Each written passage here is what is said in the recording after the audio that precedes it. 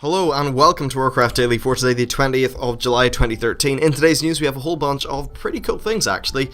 So we have the Timeless Isles, Frost Mage Mastery Patch 5.5, Flex Rating, and a whole bunch of blue posts. Overall it should be a great show. So the first thing I'm going to talk about is the Timeless Isles. Now this is a new, pretty much like solo PvE zone that's coming in the next patch.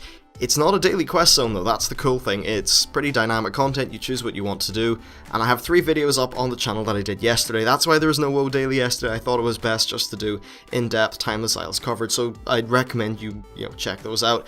In terms of my overall thoughts though, I think it's very cool. Right now they need to tune a few things, obviously.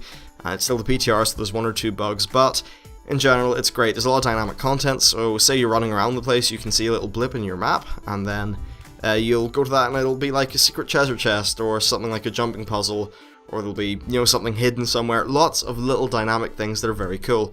Other than that, when you kill the elite mobs there, you get a currency which you can buy items with, and a lot of people would say, oh, that's just grinding, but the thing is these mobs actually have individual mechanics that require you to play well to be able to down them, and the more skilled you are, the better, drop rates and stuff you'll get for the Timeless Coins, because you'll be able to kill the mobs faster, better, and you won't die. So overall, Timeless Isles, really awesome, and I'm liking it so far.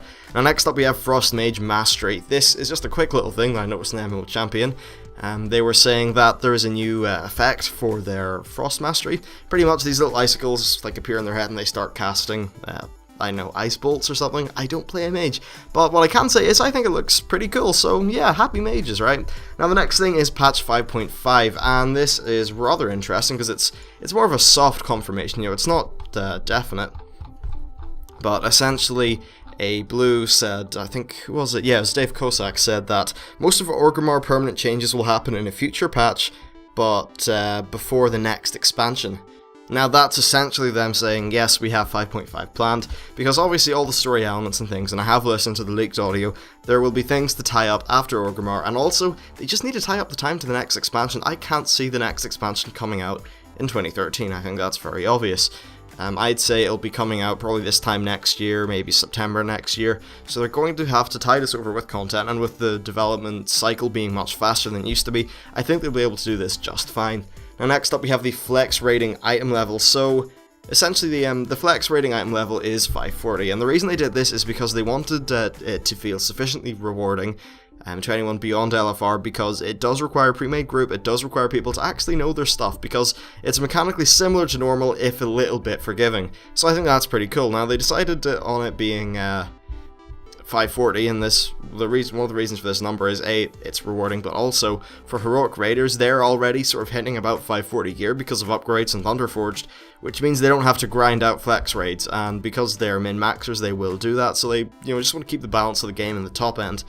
It also seems like they're trying to carve out a bit of a niche for players who do flex, because they're making this gear so it might appeal to normal raiders a little bit, but mainly it only appeals to flex, and I think that's really good. So yeah, that should be also pretty cool, and they also seem to be doing a similar thing for LFR, where they really just want LFR to be a thing that LFR people do, and I think segregating the different difficulty levels and letting you jump between them is actually a really great idea, because it means that people aren't burnt out. I know a lot of people would easily get burnt out near the start of a patch, in which you would just be doing LFR, you'd be doing normal, you'd be doing all these things at the same time, and it was just too much.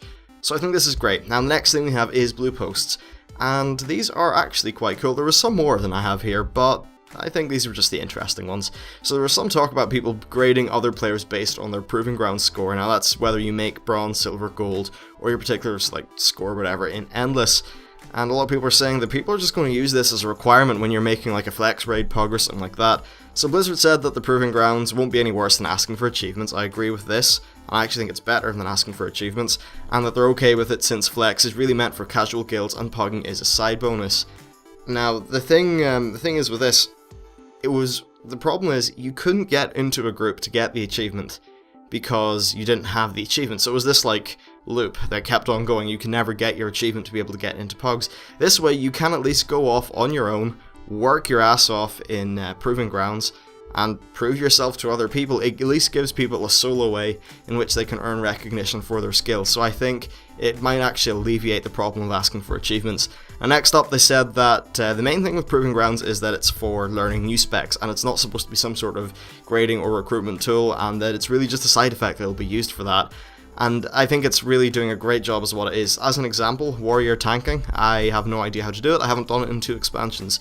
Within doing, I believe, yes, bronze through gold 2 or 3 times, I now pretty much know the basics, and I'm rather competent now. I'm not that good, but, I'm competent at warrior tanking, and I think that's amazing, because there's really nothing that would have been able to let me do that before.